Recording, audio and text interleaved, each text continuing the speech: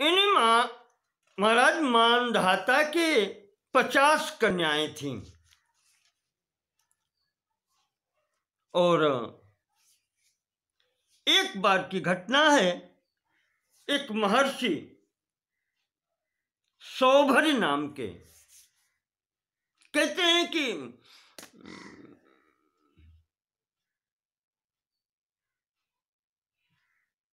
यमुना जी में जो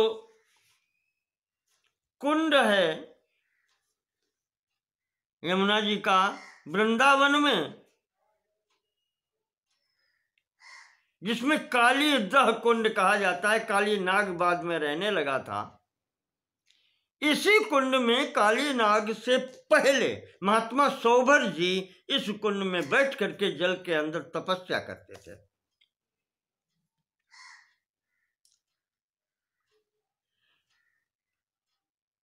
तो इस कुंड में जल के अंदर तत्र शांतर जले सम्मदो नामाति बहुप्रयो अति मात्र प्रमाणों मीनाधिपति ही आसीत।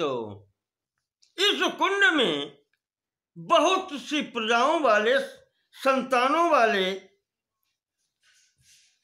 मत्स्यराज, बड़ी सी मछली का एक जोड़ा था, वो रहता था। उसकी गृहस्थी को देख करके, बच्चों के साथ में उस पत्नी को, मत्स्यराज को देख करके महाराज जी की, सौभर जी की इच्छा जागृत हो गई कि हम भी गृहस्थ में प्रवेश करेंगे, विवाह करेंगे। महाराज जी जल से निकले।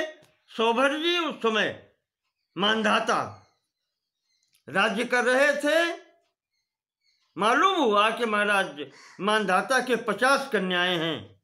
सौभर जी ने सोचा चलो एक कन्या हम मांग लेते हैं। राज दरबार में पहुंचे। राजा ने उनका विधिवत स्वागत किया।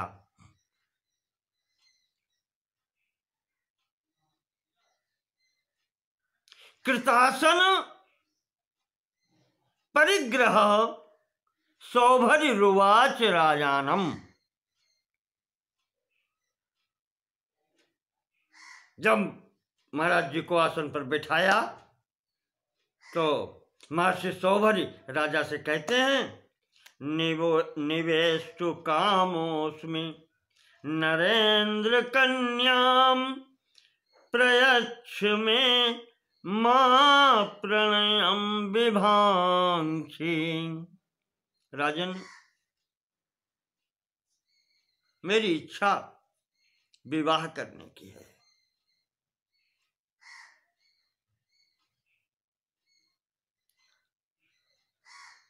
इस कारण से मैं आपके समक्ष आया हूं। मां प्रणयम विभांक्षी, मेरे वैवाहिक कार्य में, मेरे प्रणय कार्य में बाधा मत डालना। न ह्यर्थिनः कार्यवशादुपेता ककुत्स्थ वंशे विमुखा प्रयांति। ये सोच करके महाराज मैं आपके यहाँ आया हूं कि महाराज ककुत्स्थ के वंश में, राजाओं के यहाँ जो भी याचक जाता है, न ही अर्थिनः कार्यवशाद उपेता, कोई प्रयोजन लेकर के अगर राजाओं के पास, ककुत्स्थ वंश के राजाओं के पास में जाता है तो वो अर्थी, वो याचक विमुख नहीं जाता, उसकी इच्छा अवश्य पूर्ण होती है। राजा नहीं हो तो संसार में बहुत से राजा लोग थे। अन्येऽपि सन्त्येव नृपा पृथिव्याम, पर मेरी इच्छा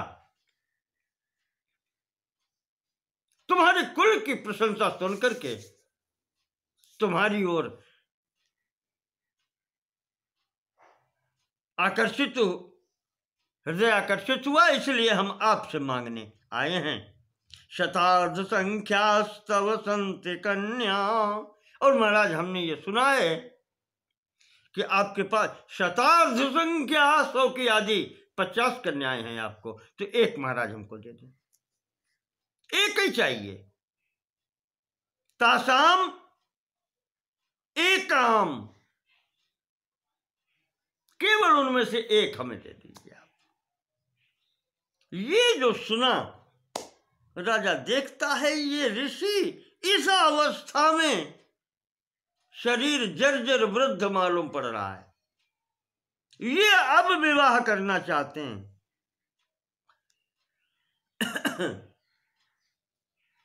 मांधाता सोचने लगे क्या हो।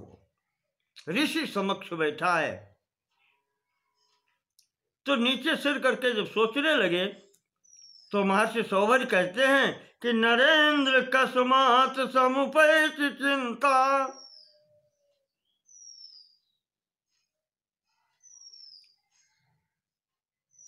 कस्मात समुपैत चिंताम। राजन सोच क्या रहे हो, चिंता क्या हो गई है?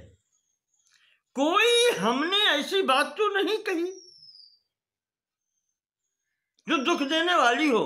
कन्याएं आपके 50 हैं, घर में तो रखनी नहीं है, किसी को तो देंगे ही, तो एक मुझे दे दे।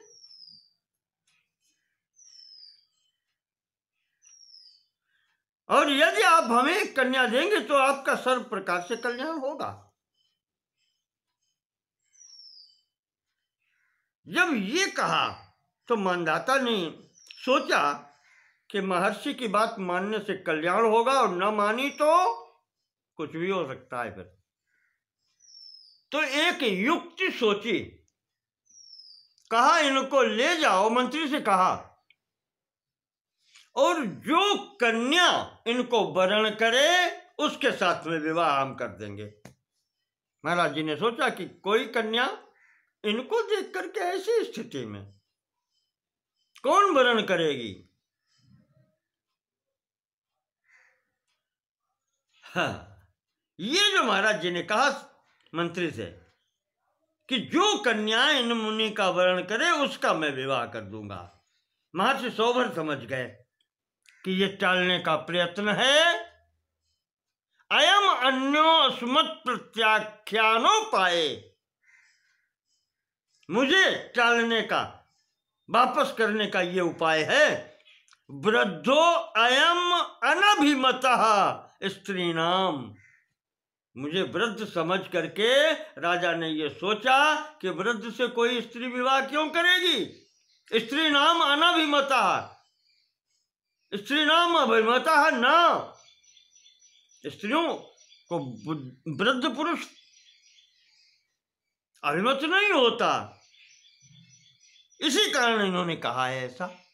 महाराज जी ने अपने योग बल से वो स्वस्थ और नौजवान स्वरूप बनाया।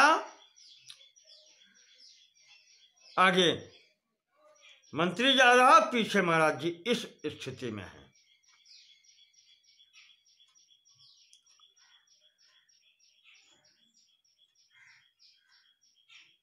वहां जाकर के वो मंत्री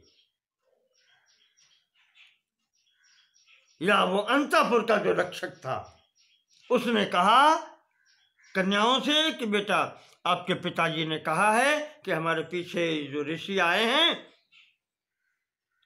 इनके साथ में जो भी कन्या विवाह करना चाहे वो कर सकती है, हम उसे महर्षि को ब्याह देंगे, उनके साथ में विवाह कर देंगे। तो कहते हैं कि उस स्वरूप को महर्षि सौभर के वहां देख करके 50 की 50 कन्याओं के बीच में कलह हो गया, झगड़ा हो गया। कोई कहती थी मैं अकेली वरण करूंगी, दूसरी कहती थी तुम नहीं मैं वरण करूंगी, ये स्थिति हो गई। अलम भगिन्यो हमिमं वृणोमि वृणोम्यहम नैष तवानुरूपः। एक कहती थी मैं इनका वर्ण करती हूं। दूसरी कहती थी नहीं, ये मेरे अनुरूप हैं, मैं इनका वर्ण करूंगी, मैं विवाह करूंगी, ये तुम्हारे अनुरूप नहीं है। इस प्रकार से वहां पर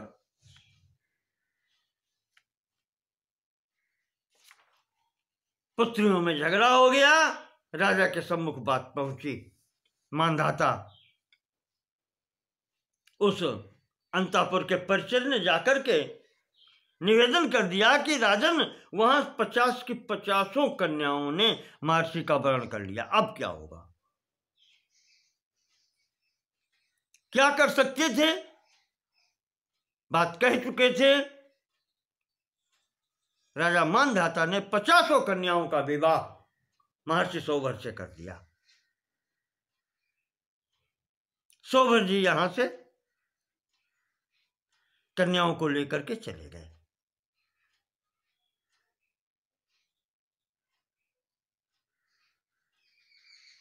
सौभर जी ने इन समस्त कन्याओं के लिए विश्वकर्मा को बुला करके अलग अलग घर बनवाए, अच्छे से बनवाए। संपूर्ण जो सुख सुविधाएं चाहिए पत्नी के लिए, सब कुछ उन्होंने अपनी तपस्या के बल से उपलब्ध कराई। सब महलों में भक्ष्य भोज्य ले और जो कुछ भी चाहिए उनको। एक बार कहते हैं मानधाता जी अपनी पुत्रियों को देखने के लिए आए।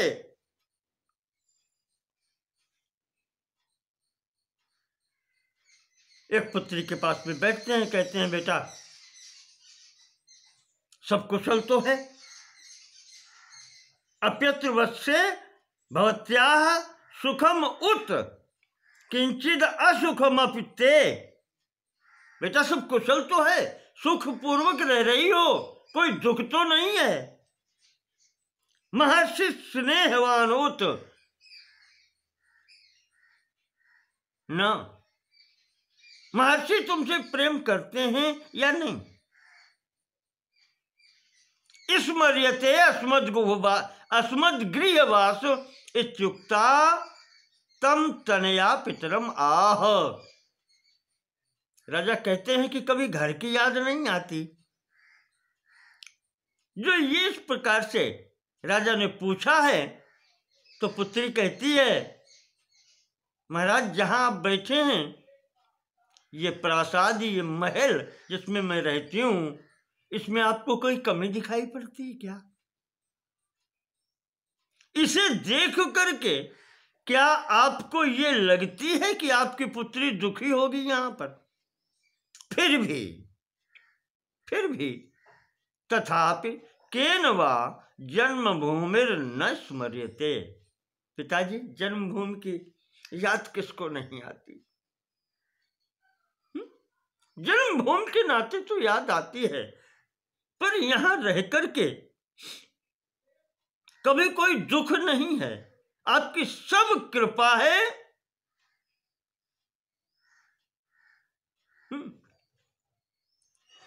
त्वत्प्रसादाद इदम अशेषम अतिशोभनम। कोई कमी नहीं है। अतिशोभनम अशेषम, सब कुछ मंगलमय है यहां। ये कन्या कहती है और महर्षि सौभरी की बहुत प्रशंसा करती है। वो हमको छोड़ करके कहीं नहीं जाते, सदैव हमारे पास रहते हैं। और हमें तो ऐसा लगता है कि पिताजी हमें छोड़ करके किसी के पास नहीं जाते, हमारे पास रहते हैं। अब राजा ने सोचा कि एक के पास यहां रहते हैं तो शेष जो 49 हैं उनका क्या होगा हाल? तो वो सबके यहां जाते हैं और जब जिस कन्या के यहां पहुंचते हैं वो कन्या उत्तर में यही कहती है कि महर्षि हमें छोड़कर कहीं जाते ही नहीं।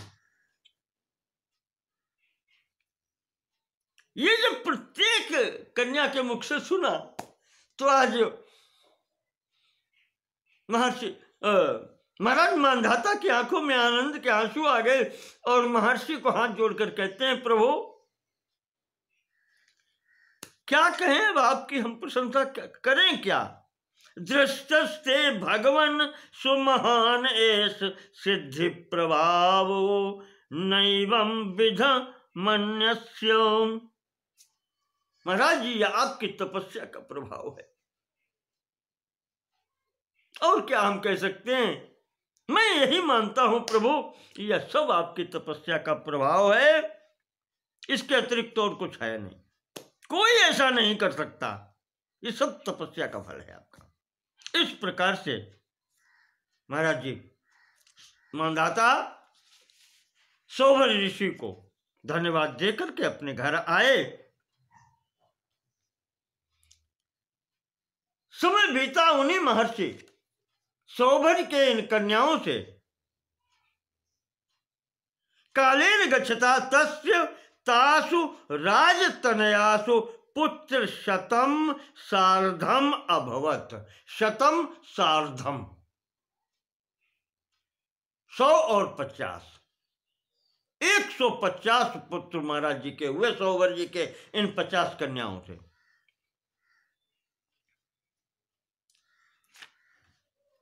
गृहस्थी बढ़ चली महाराज जी की, और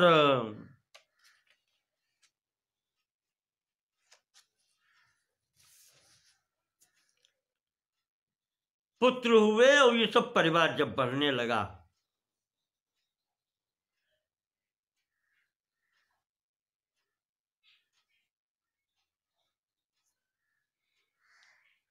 बहुत दिनों इस गृहस्थी में रहे महर्षि सौभरी, और अंततः विचार करते हैं कि ये हुआ क्या। मनोरथानाम न समाप्तिरस्ति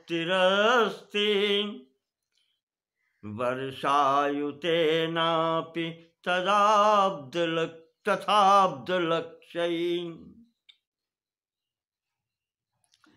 कहते हैं कि हजारों लाखों वर्ष भी बीत जाएं, मनोरथानाम न समाप्तिरस्ति, मनुष्य के मनोरथों की पूर्ति नहीं हो सकती।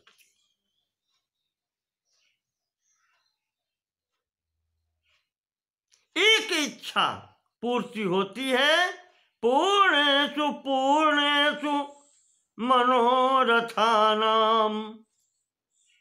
जब इच्छाएं करते हैं, इच्छा पूर्ण होने लगती हैं, तो उत्पत्तयः सन्ति पुनर्नवानाम, तो नई नई मनोकामनाएं उत्पन्न होने लगती हैं। कहां तक इस स्थिति में रहेंगे। स्वाभाविक जो विरक्ति है, एक क्षणिक आवेश आया था विवाह करने का महाराज जी का, वो जब उतरा, उसे नशा कह लें, जो भी कह लें, आवेश कह लें, तो महाराज जी की समझ में आ गया कि बहुत बड़ा ये, यानी कहें कि गलत कार्य हो गया। और अंततः बोलते हैं कि मृत्यु तो नैव मनोरथानाम अंतोस्ति विज्ञातमिदं मयाद्य। हम आज समझ पाए,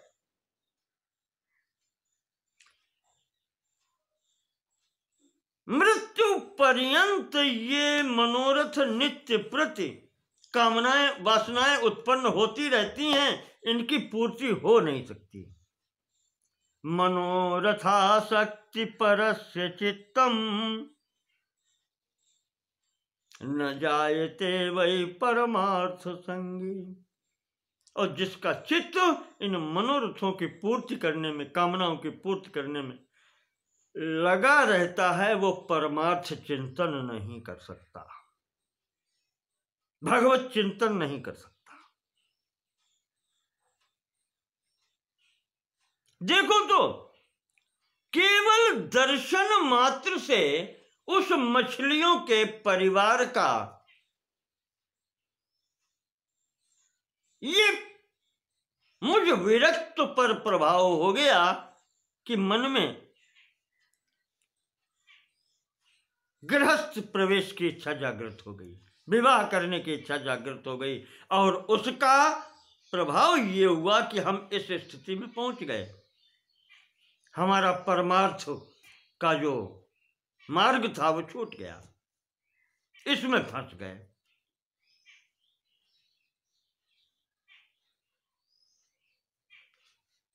बिल्कुल वही बात जो महाराज ययाति ने कही थी, न जातु काम कामानाम उपभोगे न साम्यते।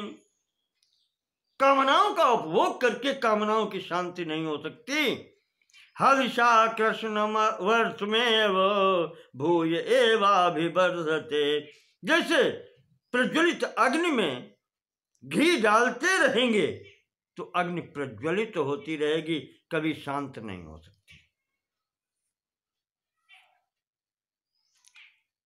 तृष्णा तृष्णा का तरुण आए थे, तृष्णा सदैव तरुण होती रहती है।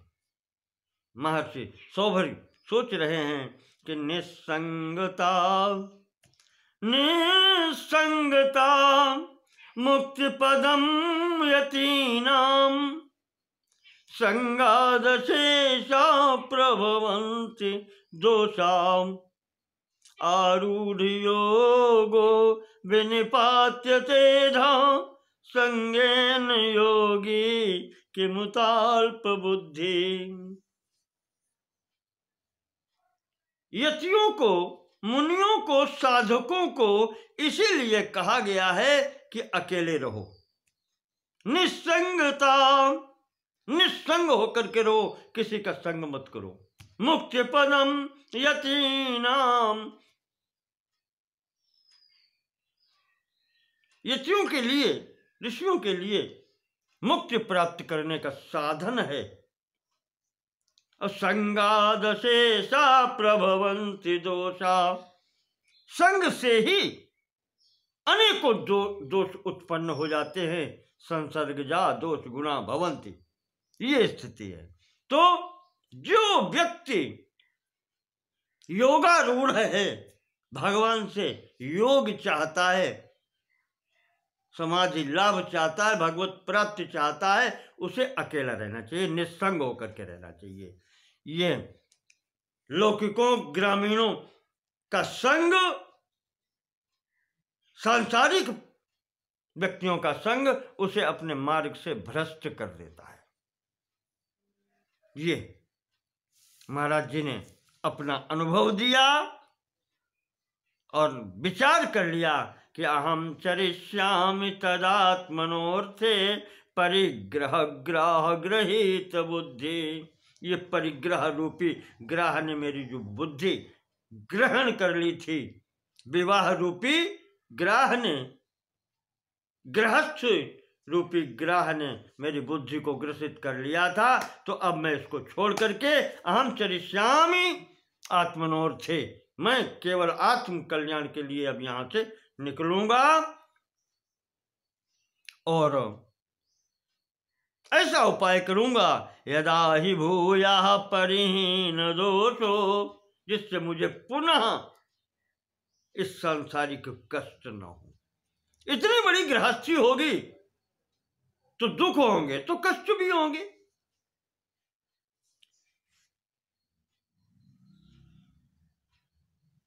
भाई जब प्रथम मैं अकेला था तो मेरे इस शरीर में जो सुख दुख थे वो मुझे प्रभावित करते थे।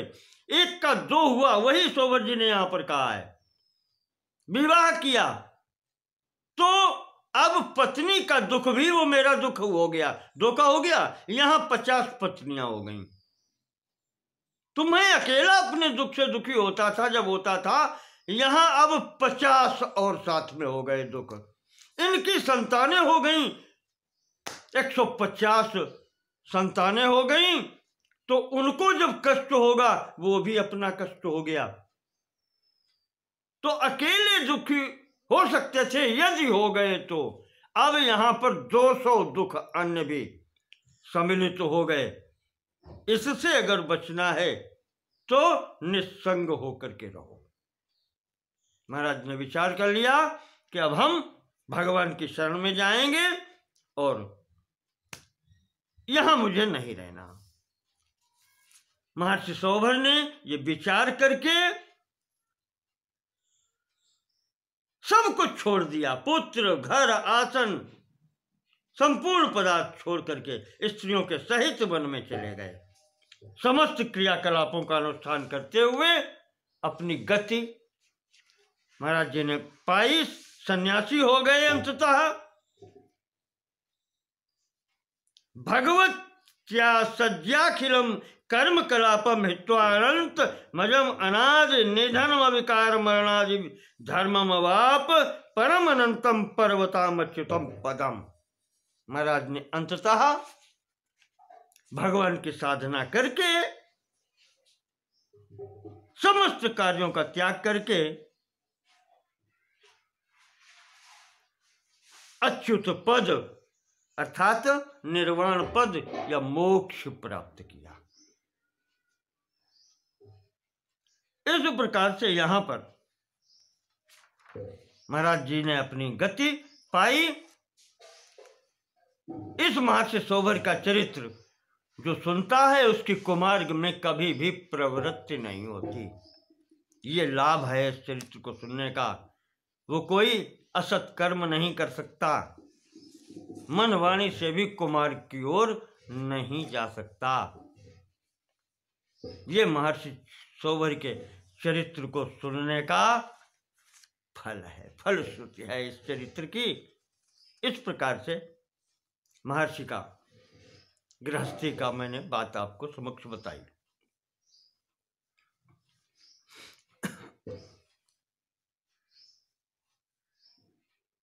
अब आगे